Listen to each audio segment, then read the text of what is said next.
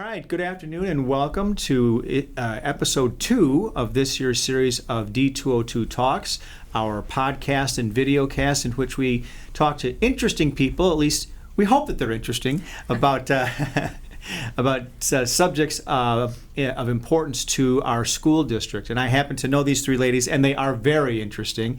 And we are going to talk today about the District 202 Homecoming Parade, which, if you are new to this district or new to this community and have not experienced the Homecoming Parade, I'm here to tell you, it's something to do on a Saturday, beautiful fall Saturday. This year it's October 8th.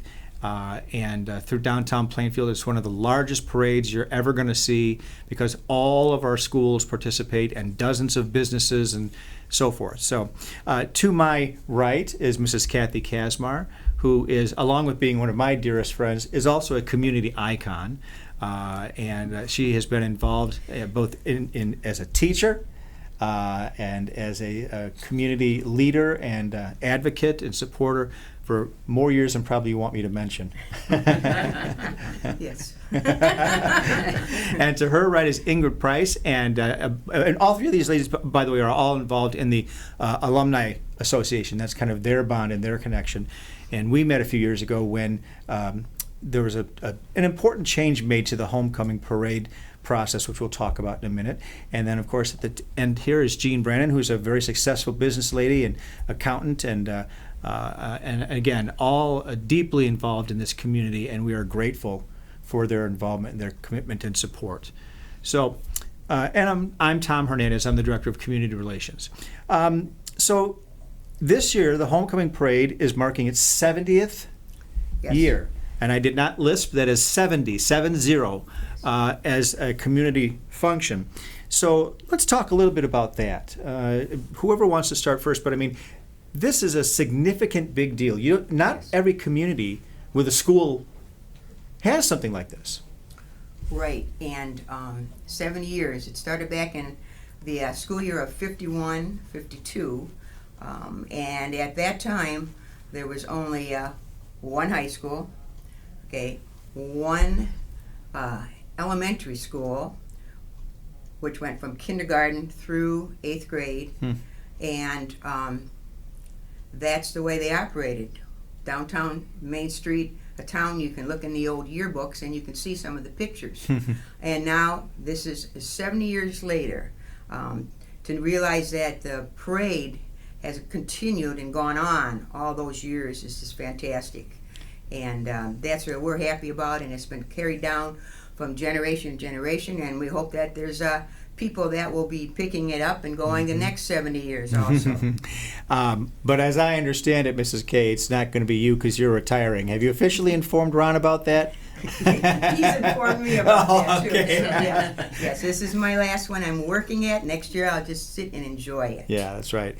And you know what comes to mind for me when we talk about 70, and you said the continuity, because now we're 32 schools and 26,000 children, 3,200 adults, is that line from Field of Dreams where they talk about baseball being the one true thing that continues through the generations. Well, in our community, this parade has been one of those things. Yes. I can't wait to bring my granddaughter here. On that Saturday morning, I brought my kids here, and it's a really cool thing to be able to look around and see people that you know and so forth, all kind of celebrating and enjoying the same thing. So, how did you get involved? I got involved. Bess Eichelberger was instrumental in getting the Plainfield Homecoming Committee orchestrated, and Kathy, knowing Jean and some of our friends, asked us all to participate. And we all started out. There was probably 10 or so of us that started out, and then it started dwindling down.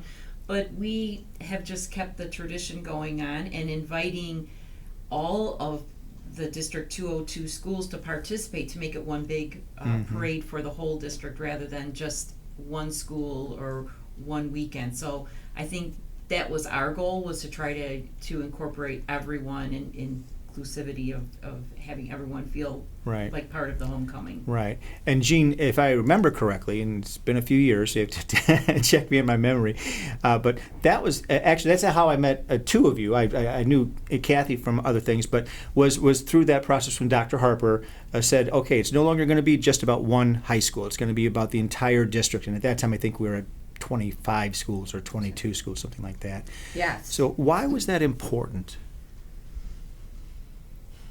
Well, you know, I just look back. It was such great memories for me, homecoming. Always went to every parade. I can count on one hand maybe the number that I've missed.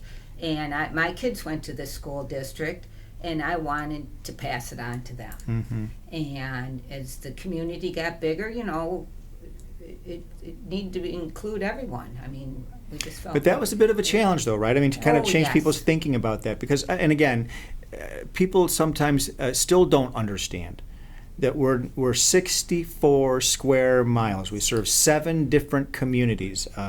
We are a ginormously big bureaucratic machine. And so in order to make something like this happen takes a tremendous amount of work and commitment and so forth. You know, and along with that is the police have told us, you know, the chief has told us that, you know, in the early days, believe it or not, okay, for the people that aren't true, we'll see, people that have lived here all their lives, like I haven't lived here all my life, but I've lived here 50 years, so I'm kind of sort of there. Where, but Well, you're only 54, so it's most of your There life. you So. go, there you go. When it early on, it crossed 59. Could you picture having a parade right now crossing 59, as we know how busy it is? So, you know, this year putting in a new route, reversing, is really helping. We think the police feel it's the safest, the village feels it's the safest, and we as all the volunteers feel it's safe, and the Alumni Association feels it's the safest. So, you know, we think it's a really good move, and that's a reason why we only have one parade. Right. Okay, even though we have 4 high schools and we have 31 schools, they can't stop the traffic all the time, and they Right. do. They close the town down for some. It wouldn't be homecoming, it would be homecoming season. Yeah, right. So, little history. Yeah. No. So this starts early in the morning, and you know, my own kids were involved when they were in elementary and middle school, and you're lining up, you know, kids and floats and cars and parents and dignitaries at 7 o'clock in the morning. So it's a big deal. The logistics of getting this thing moving. You know, those of us who used to be in bands, stepping off, you know, is a huge big deal. So. Well, it is quite a traffic Mhm. issue, so that's why we encourage everyone to get there early. Right. Even though we leave at 9, you know, it starts at 9. 7 o'clock really isn't that early to No. get. Come down, get some hot chocolate. Yeah, right. Or some coffee or whatever. Yeah. So what else, in terms of kind of the mechanics of doing this parade, other than the physically getting people out there and moving in one direction, what else goes into or has gone into over the years creating this event, the atmosphere?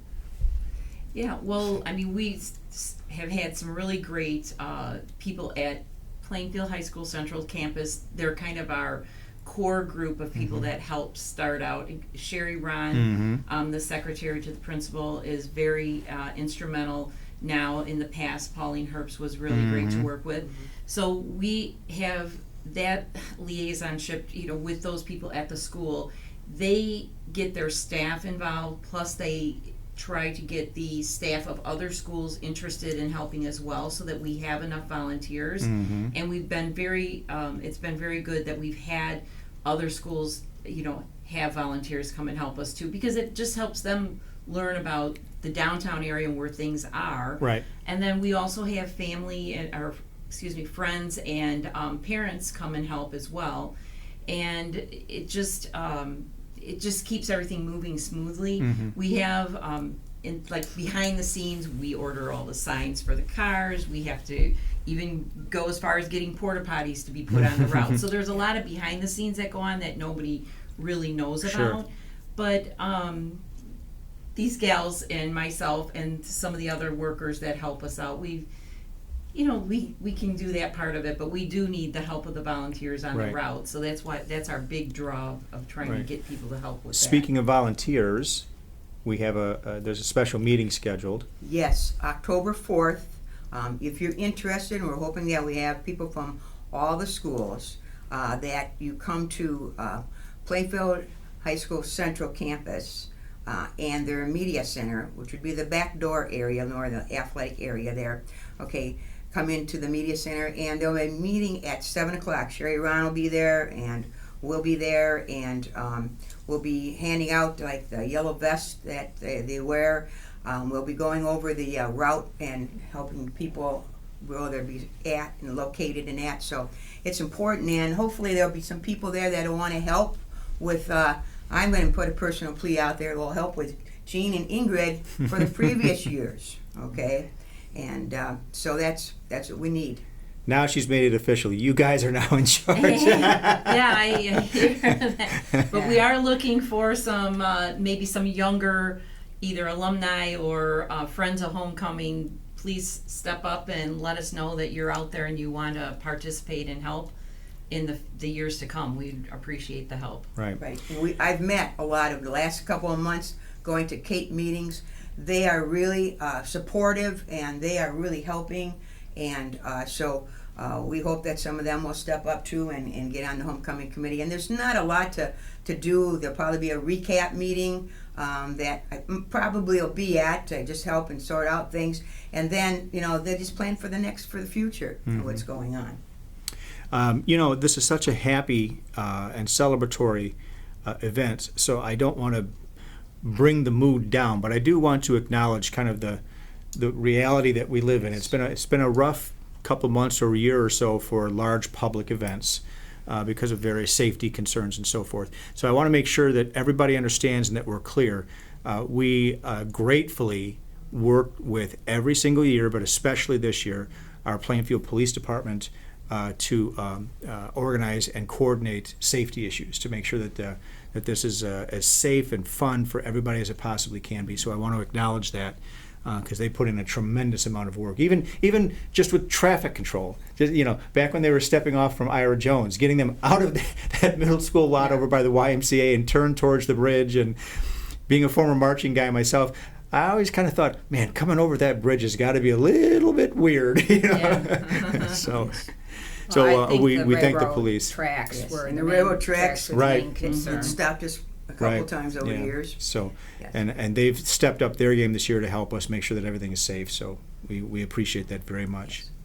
Ingrid, you said you had some things that you wanted to mention as well. Yeah, I just, as a kind of an ending to the homecoming weekend on Saturday evening at the Legion Hall on Renwick, we do invite all alumni and friends of homecoming to come out to we call it the all-class reunion, but even if you're not a alumni, you're welcome to come.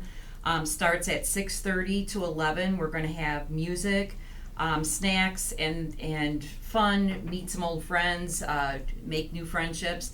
And it's $10 at the door, and we will have a cash bar. So feel free to join us. We'd love to have you. And it's usually, not usually, but it's always a good time. We have a lot of dancing and a lot of people that come out to see each other. So please join us.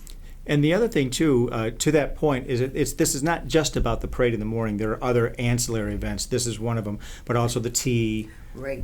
We start with the parade at 9 o'clock, takes off, and then there will be an alumni tea for Plainfield High School in the cafeteria. But this year is probably the best situation we've been in. All 4 high schools are having homecoming within a 2-week span.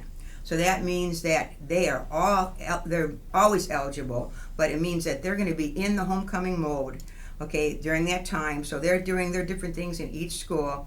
And at Plainfield, as we said here, then after the alumni tea, there's a ball game out on the field. Hall of Fame is introduced. These are athletes that have performed outstanding over the years. They have to be out of high school 10 years, and they will come back and be honored. And then there's also the Hall of Fame of adults that have helped somehow in homecoming or helped somehow with Plainfield High School, they also come back.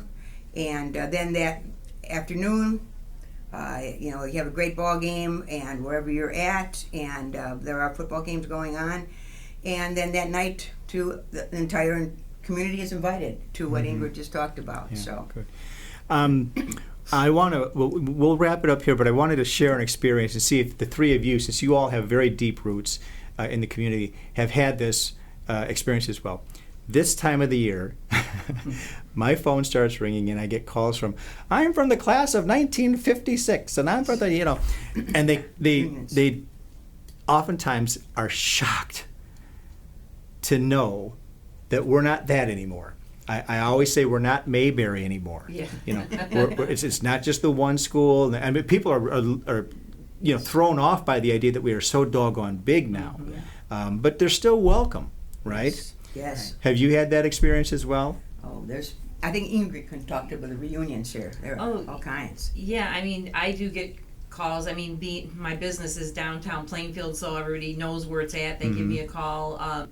Hey, is my class having a reunion? And I just send out feelers and find out for them and give them a call back. But yeah, we have a lot of the classes will do every 5 years or every 10-year reunion. So, if you are out there and you're listening and you haven't heard from your class and it's one of your 5 or 10-year increments, please contact either me or give one of your old classmates a call. I'm sure they're getting together and they'd love to see you. So that is part of the magic of social media these days. Everything, everything is there. So almost every class I think has a Facebook page anyway. Right. Last thoughts, Kath? You know what? You talked about stepping off, and I think that's one of the greatest things. All of our bands are showcased that day. Middle schools. Right, middle school, our Green Machine group, and they get to perform. And there's a special, Cape this year is doing a special trophy for the best marching band. They've got a couple criterias that they're working on for the band. So I think band parents out there, make sure that you tell your students to get fired up and play music. Play music, not just a drum roll. Play music. That's really important. Okay, and if I can say one more thing, over the years, the three of us have done many different jobs. Okay, but my favorite job, was with Ingrid and I announcing. We must have announced for about 7-8 years. And why did I like announcing the best? Because I had an opportunity to get help set up, and then come back either on a go-kart or on a golf cart or whatever coming down the street. The one from the high school, they had to tractor thing that I used. A bicycle one year too, used that. But I got to see the whole route and then stop. And now, as their parade is coming, to see the grandmas, the grandpas watching the smiles, looking down and watching the smiles on both ways. The kids excited, the little ones, the big ones don't.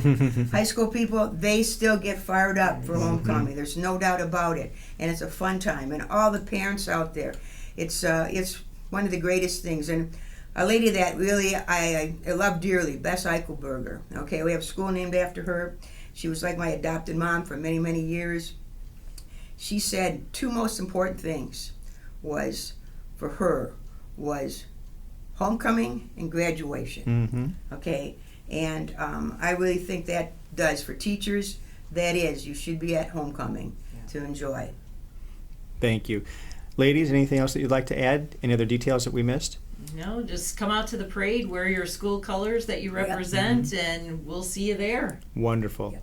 Well, thank you to all three of you, and of course, it should go without saying, but I'll say it. I'm grateful for your friendship and your support over the years, both for this district and for me too, and for this event. It's truly unique. It was really unique, and it does take it takes a village. It takes a school district to do something like this. And so thank you all for your leadership and your commitment. And we want to thank you for all you've done for us, too. Yes, Well, yes, For thank the you parade. Thank you. for getting the word out. Yep. And with that, we'll wrap it up for this month, and we will see you next month on D202 Talks.